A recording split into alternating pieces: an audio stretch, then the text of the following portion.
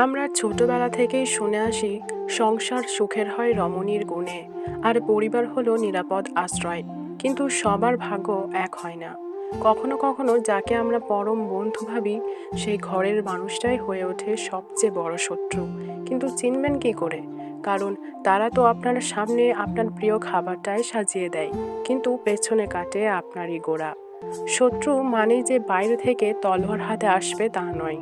আপনার পরিবারে তারা হতে পারে তিন ধরনের: হিংসুটে, হিতৈষী। এরা আপনার সাফল্যের সবার আগে মিষ্টি নিয়ে আসবে, কিন্তু ভেতরে ভেতরে জ্বলবে।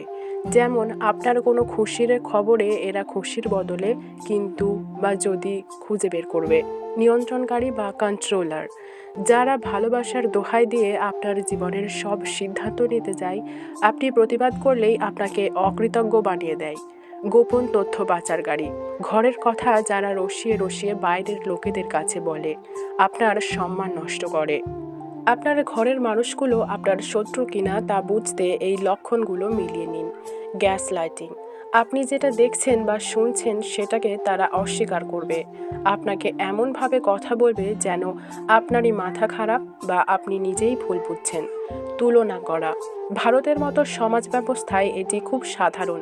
সারাক্ষণ পাশের বাড়ির ছেলে বা রিলেটিভের সাথে আপনাকে ছোট করে দেখানো, এতে আপনার আত্মবিশ্বাস তিলে তিলে শেষ হয়ে যায়। আপনার কষ্টে আনন্দ পাওয়া, আপনি বিপদে পড়লে তারা মুখে সমবেদনা দেখাবে, কিন্তু তাদের চোখে মুখে একটা তৃপ্তির ছাপ দেখতে পাবেন। আপনার গোপন কথাকে অস্ত্র বানানো, আপনি বিশ্বাসের খাতিরে নিজের দুর্বলতা বলেছিলেন, কিন্তু সেটিকেই ঝগড়ার সময় তারা সেটাকেই আপনার বিরুদ্ধে ঢাল হিসেবে ব্যবহার করবে। নেতিবাচক ভবিষ্যৎবাণী, তোকে দিয়ে কিচ্ছু হবে না বা তুই কোনোদিন সুখী হতে পারবি না। এই কথাগুলো যারা বারবার বলে তারা আপনার মঙ্গলাকাঙ্ক্ষী কখনোই হতে পারে না। অবশ্যই চিনে রাখবেন, রক্তের সম্পর্ক থাকলেই যে সে আপন হয় সেটা কিন্তু কখনোই না।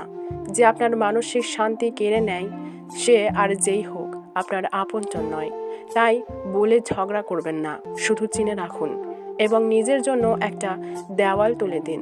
নিজের গোপন কথা বা প্ল্যান তাদের জানানো বন্ধ করুন। মনে রাখবেন, শান্তি আপনার অধিকার। আপনার আশেপাশে কি এমন কেউ আছে?